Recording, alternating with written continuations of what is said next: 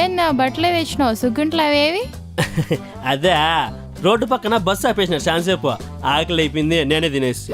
దాంట్లో 50-50 biscuit packet ఉన్నది. శరీరం తినండి, పాలలో అద్దుకుని తినండి, ఇంకా బాగుంటుంది. కాదు బాత్రూమ్ ఆడున్నది, పాస్ ఒత్తుకొస్తుంది. ఆడుండదు పో. అది నా రూమ్. నాకు బాత్రూమ్ అయితే చాలు. పద ఇంకెందుకు లేటు, పాలల్లో అద్దుకొని తిందాం.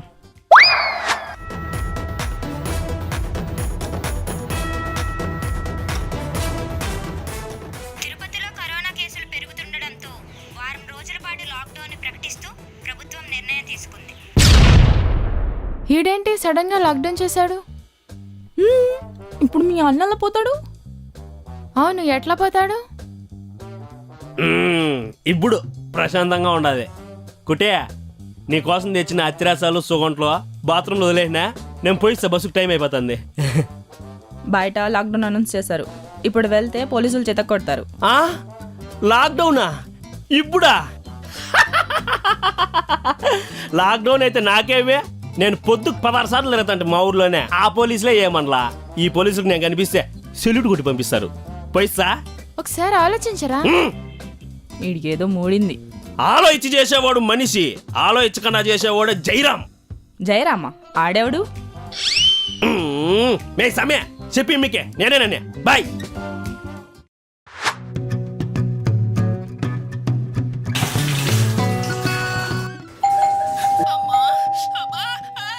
సిరి, కుక్క ఆకలికి కాలింగ్ బెల్ కొట్టి మరీ మొరుగుతున్నట్టుంది, వెళ్ళి అన్నం పెట్టే.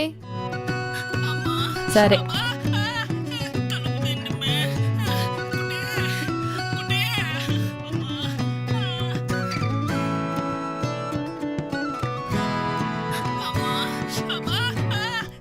కుట్టి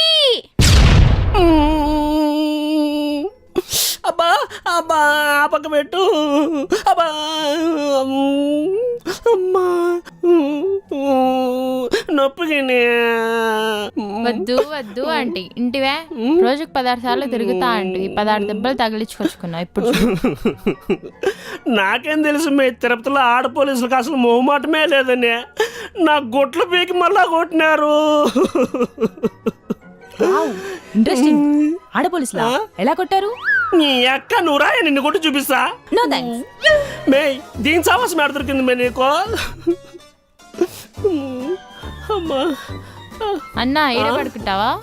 నేను ఏడమనుకుంటా. సరే రా సిరి.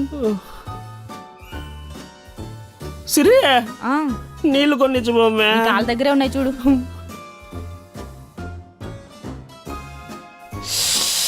అబ్బా ఏందిరా ఇల్లు, పాసుకు పోయేదానికి కూడా ఓపిక లేకుండా కొట్టినారు.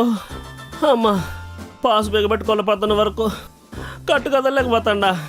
ఈ నుంచి కదిలే పనిలేరా స్వామి.